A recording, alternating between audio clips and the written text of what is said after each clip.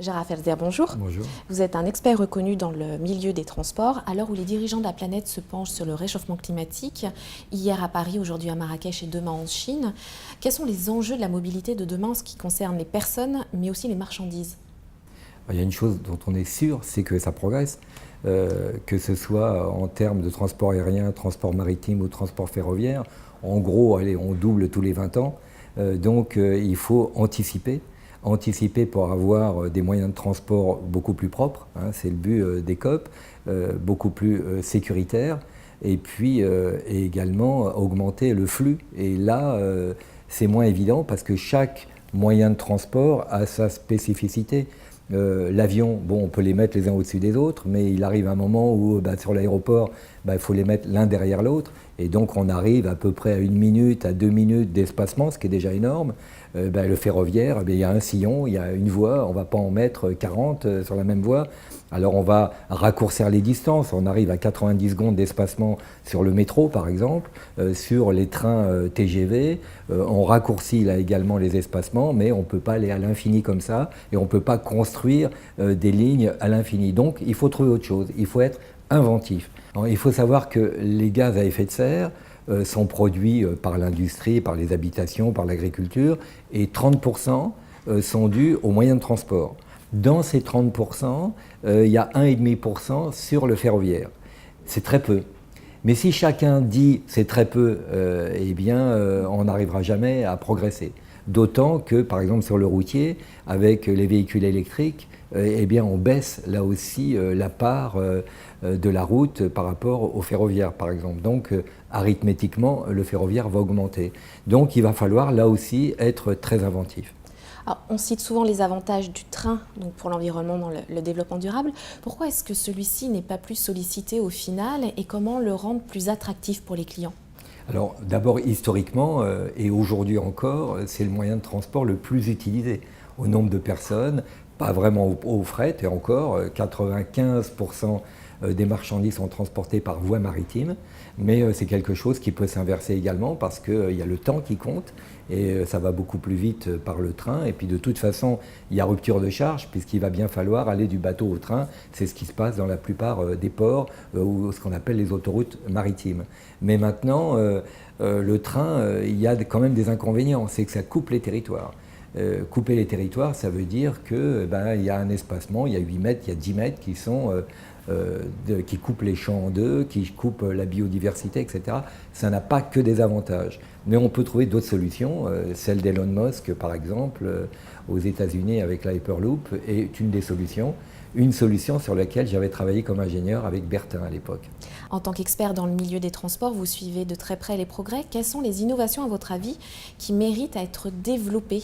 Alors aujourd'hui, on cherche, pour le transport de passagers, on cherche le confort, évidemment la sécurité, et puis la connectivité. C'est-à-dire qu'on veut faire en sorte que le temps du voyage, et je parle du domicile-travail, n'empiète pas sur la santé d'une part et sur le temps perdu d'autre part. Et donc, ce sont des espaces à vivre, y compris dans les gares. D'ailleurs, on voit les gares qui deviennent des centres commerciaux, des centres de loisirs. Donc, on fait en sorte de faire rentrer le transport, non pas quelque chose qui vient en supplément de fatigue, ou de perte de temps, mais qui sont des lieux à vivre, y compris dans les trains. Alors ça, c'est le court moyen terme. Et sur le long terme, on va augmenter les vitesses, on va augmenter les capacités, on est pratiquement partout en double niveau, et puis aussi sur la technologie pour consommer moins d'énergie. Une boîte comme Alstom, par exemple, qui est présent à la COP, elle présente un brevet, une réalisation où la récupération au freinage peut alimenter des stations et ils arrivent à gagner 40% d'énergie, ce qui est considérable. Le ferroviaire a de l'avenir. Je veux dire, il y a un moment, quand on veut transporter des centaines de millions de passagers, notamment dans l'urbain et le suburbain, et quand on fait du point à point, centre-ville à centre-ville, il n'y a pas d'autre solution que le train. Les routes sont saturées, elles le seront de plus en plus, etc. Il y a des mix. On peut très bien utiliser le bas-côté, les bandes d'arrêt d'urgence pour faire des lignes de tramway ou de chemin de fer. Il y a des inventions à faire là, qui sont considérables, mais on va essayer d'augmenter les capacités sans dommage et pour la santé et pour l'environnement. c'est vrai qu'un train qui traverse la France, eh bien, il y a des millions de personnes qui sont concernées parce qu'ils entendent le train. À partir de moins de 5 km, on l'entend ce train. Donc c'est une gêne, alors que l'avion, par exemple, eh bien, on va ennuyer quelques millions de personnes au départ et à l'arrivée, c'est vrai, autour des aéroports, mais tout le reste du temps, il est en croisière. Donc ce sont des choses qui vont se croiser. Et puis il arrive, d'ailleurs, des choses assez amusantes dans les projets du futur. Il y en a un qui m'a étonné, qui est une jonction entre le ferroviaire et l'aérien. C'est l'EPFL, l'École Polytechnique de Lausanne, qui a conçu quelque chose qui s'appelle le Clipper. Et le Clipper, c'est quoi? Eh bien, c'est un fuselage d'avion qui vous attend à la gare, en plein centre-ville. Il va rouler et il s'accroche sous un avion porteur. Et il y en a un qui peut venir de la gare de l'Est, un autre qui peut venir de Lille, ou l'autre de Strasbourg, ou de Francfort, peu importe. Et l'avion emmène ces 3 fuselages en centre-ville, la même chose mais à l'envers, à New York ou ailleurs. Donc on voit qu'il y a des recherches qui font qu'on veut faire du point à point et éviter les ruptures de charge. Et c'est exactement la même chose pour le cargo. Donc on va arriver à des solutions assez étonnantes, par exemple quand on a des changements. Des changements, on doit aller à une gare et repartir dans l'autre sens. Quand on arrive de l'ouest et qu'on veut aller à l'est ou au nord, on est obligé de changer de gare souvent.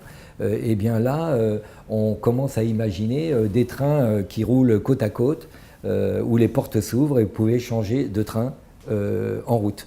Voilà des innovations qui sont assez intéressantes et qu'on verra probablement d'ici 2030-2040. Ben, on a hâte. Merci.